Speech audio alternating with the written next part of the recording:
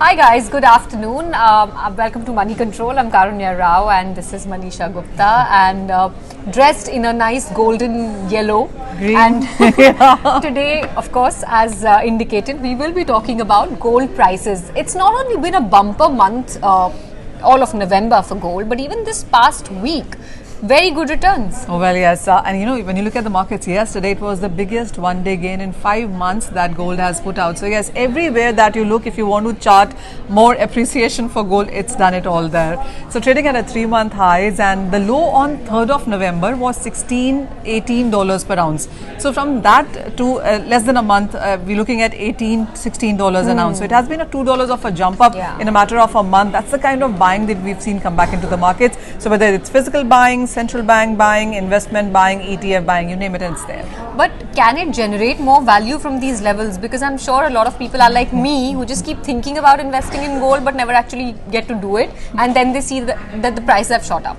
So this is a very interesting Credit Suisse report, and you know, the point being that on technical charts as well, if you look at gold right now, it's trading above 20 days, 50 days and 200 days moving average. So it tells you that all key levels done there. And Credit Suisse says that if it continues to hold above $7 per ounce, then it opens way successfully for $1870 an ounce. So another $70 of a jump up from here is what the markets are looking at. Well, you know what, for the last couple of years, gold clearly hasn't given you those kind of returns. Nobody was buying gold. There were all kind of concerns. I'm guilty of that. Okay. And with the markets expecting or anticipating, and with the 91% probability that December will just about see 50 basis points of a rate hike, I think a lot of that has worked in favor of gold. Clearly. And domestic gold, I think you were telling us that it's available at a slight discount vis-a-vis the dollar pricing. So is that still applicable, and how much of a discount are we looking at? So when you look at the international markets and the Indian markets, there's a $15 of a discount. Okay. In the international markets also, when you look at the physical and the futures market, there is a $15 to $20 of a discount. That is because on the physical markets, it's not so many people who are bidding it so high. But in the futures market, every time you see that one tick go down for the dollar index, there are more buyers on paper. So the futures market are trading much more higher there. Okay. And is this the same for silver as well? It is. For the Indian markets, if you want to buy silver today, if the international... I literally want to buy silver today. Yes. It's 40 to 50 cents cheaper or at a discount in the Indian markets. With the way the prices have run up so much, clearly the buying has dropped and dropped sharply. Even the wedding buying, the price sensitive Indians for that matter, are not stepping out right now. Once it consolidates or holds or comes down is when you will see that rush go back again.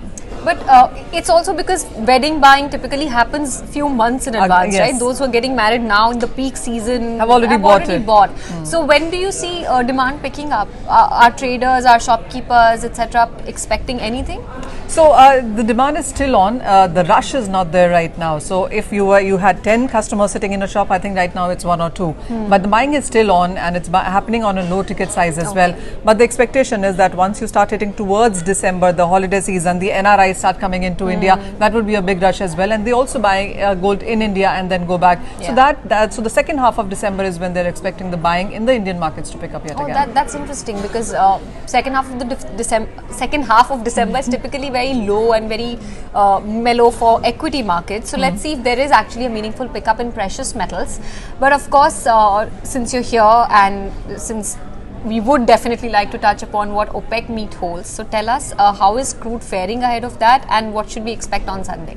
So even as November wasn't such a great month, you saw 7 to 9% of decline in both the crude varieties. But as we move ahead, and the fact that the US inventories have declined very sharply by 13 million barrels in the previous week, and the fact that the street is still not decided on where we're bending when it comes to Sunday, this Sunday that is, when the OPEC is meeting. If they keep it status quo, you could be looking at a profit taking. If they talk about cutting even further, then you're definitely going on the higher side. And then then on Monday, 5th of December, you have the European Union still deciding about a price cap, which as of now is at $60 a barrel. Russian oil is trading at $66 a barrel, and they've said that they will keep deciding, adjusting the price mechanism so that the price cap is 5% below the current ruling price. So those are the things that they still are correcting with. So the European Union has already floated this price. The 27 members of European Union, the European countries, have to agree to that. So I'm assuming it's going to be quite a busy weekend and then a Monday. But will there be any volatility? Do you expect any wild swings, or is it all largely priced in? So I think $4 to $5 of a move either side is what the markets are still anticipating. In the next 2-3 days? Until Monday, yes. Oh wow, okay. Well, if oil is on your radar, then volatility is something that you should definitely be prepared for. With that, it's a wrap. Thank you for watching and have a great weekend.